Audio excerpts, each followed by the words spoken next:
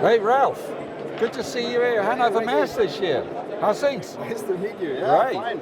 I see this wonderful demo. What are we showing here this year at Hannover Messe? Yeah, we show here pretty much a system which is completely scalable in hardware and in software, right? And is also for real-time capable software. It's mixed criticality, and it's all pretty much orchestrated by a Tanzu infrastructure in Kubernetes. So all software is software. All software devices are pretty much replacing hardware components and showing this all together as a. So we've really truly got what I would call a decoupled system here, using the Tanzu VMware infrastructure here to sit in the middle. Exactly. And then we've got our applications, our robotics applications on the top, and our compute hardware running Intel technologies at the bottom there. So exactly, so it's all accelerated by Intel technologies. So there's a lot of AI involved, video ingestion. It's accelerated by OpenVINO, right? Using internal GPUs. We have here all the Lake IPCs that are driving all of this edge device stuff, right?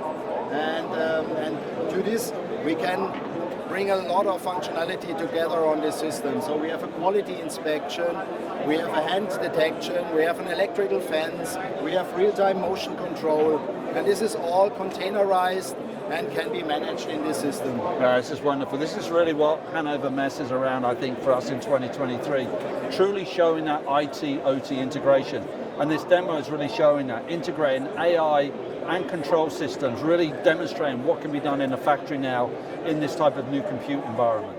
So Ralph, tell me about some of the advanced features here that I can see. You know, robotics is an area where people are working around robotics.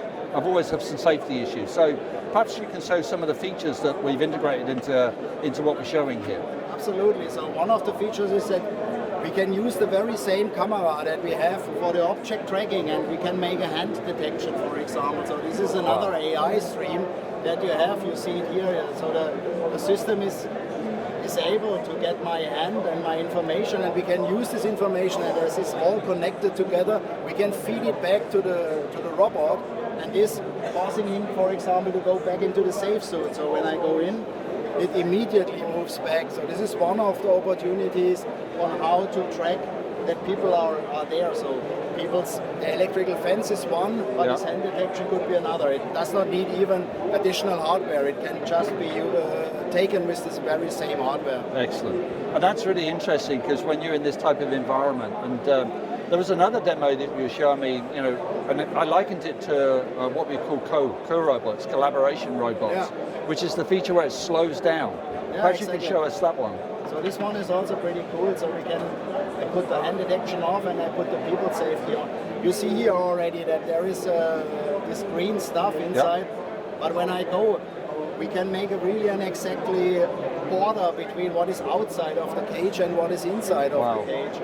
And as long as it's inside, it's red, and if it's red, the robot is getting a notification to slow down. So this is also pretty cool. So you can really, on the way where the robot is moving, at the moment when somebody is getting in, it slows down. So in a production environment, what I'm basically saying is I can interact with the robot without losing any of the workflow, because it continues to go, but it does it in a very safe environment. If I'm breaking the field, hey, it says I can interact, help, or do something with it, come out, and the machine goes back to its normal operating procedure. Absolutely. Wonderful. So you can be high speed or low speed, depending on the severity of people that are involved. Wonderful. Thanks, Ralph. Really appreciate it. That was excellent.